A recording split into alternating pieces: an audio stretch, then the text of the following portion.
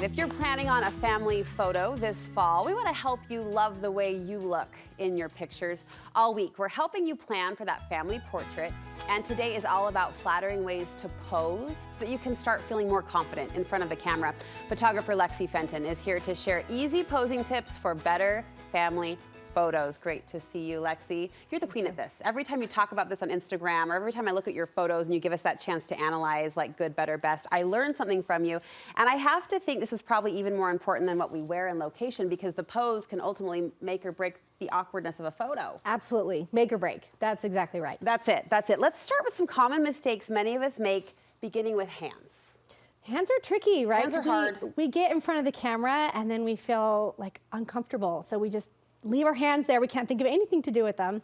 So a lot of people will just let them dangle, and the more uncomfortable you feel with your hands dangling there, then you'll start to press them against your leg. As you press your hand against your leg, it's gonna spread your hand out, make it look big, and even make your arm look bigger. Oh. So you don't wanna do that. And then with kids, when you're buying their clothes, you want to make sure that your sleeve or their sleeves aren't covering their hands. That's a common nervous habit. My boy will do that, like pull his sleeve down where he can grip it and play with it. And you don't wanna hang a picture on the wall if it looks like your kid doesn't have hands. Let's embrace our fingers, shall we? So what should we do with our hands instead? There's a lot of things you can do, but a go-to that no one can forget is just put them in your pockets. So I like to leave thumbs out, put fingers in, but if it's a side entry pocket, I'll have thumbs go in the pocket as well. There is a problem though if you don't have pockets. I was gonna ask. Yeah, so then you would just grab a section of your dress and put it on top of your leg. Don't use your dress pockets. Grab your dress, put it on top of your leg. And the reason I say to put it on top of your leg is because you want to create some shape in your arm.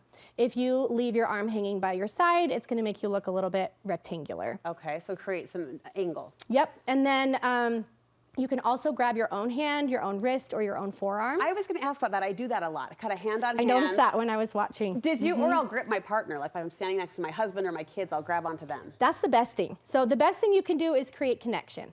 So you want to make sure you're standing close, because if you're not standing close, it's going to look fake, right? If someone's far away from you and you're reaching over, it's going to look really uncomfortable. Nice and posed. And not genuine. Yeah, so genuine connection, you have to be close, and then find something to do with somebody else. So hold their hand, put your arm around them, put your hand on their forearm. There's all sorts of things you can do with somebody standing next to you. What do you think about women kind of playing with rings or bracelets to give them something to do? That's a really great one. Like if you've kind of done everything else or you need a different idea, I use this one a lot for individuals. I'll have them put a soft bend in their elbow. They can play with their ring, or if you're not wearing a ring, you can just like even grab a finger. I've noticed actresses doing that a lot on TV, and I notice that now because that's what I do with people as well. It's one of the top questions we're asked here in the studio, what to do with your hands, and it seems that there's purpose is what I'm hearing you say. Absolutely. Whether it's grabbing the dress or playing with the ring or grabbing a partner, purpose in your hand motions, as I'm now talking and waving my hands around, seems to come off naturally. Yep. Okay, let's talk feet, the way we stand. Where do we go wrong? A lot of kids and some guys, I don't see this as commonly with women, but it can happen, is they'll glue their feet together and then lock their knees. They're at attention. They are, yeah. They look like soldiers, and they are guarding Buckingham Palace, and don't disturb them. It's not a very comfortable looking position. Yeah. So yeah, you don't want to lock your knees and glue your feet together. What should we do instead?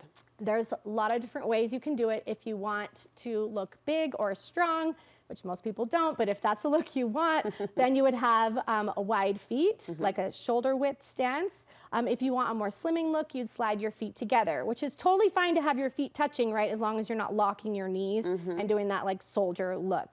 So you keep your feet more narrow. You can, put a soft bend in one knee, and then you can drag your toe behind you. You can leave your, foot normally next to the other one. You can slide it out in front of you, but a narrow stance for a slimming look. I go to ballet fourth position. There you go. That's where I stand, right foot in front, extended from the toe. But those soft knees, I think, is a really good point. And weight, you can shift your weight side to side? Yes, the more you are shifted one way or the other, whichever way you've chosen to stand, whether it's wide or narrow, you want your weight shifted and not exactly equal, and that will make you look more comfortable. This really is is kind of a fascinating study because until you think about this, you don't notice it. But now that you've called it out in all of these beautiful family photos you've taken, I'm seeing exactly what you've described. And it does look very comfortable and very natural. And that's what we ultimately want. And everybody knows what to do with their hands until a camera comes out. Amen. Yes. And then they're like, okay, I don't know what to do. Suddenly, these are not part of my body. What shall I do? Yeah. Okay, another one, how to angle your shoulders. Can you show us what to do with that? Kind of straight on, what do you recommend? Yeah,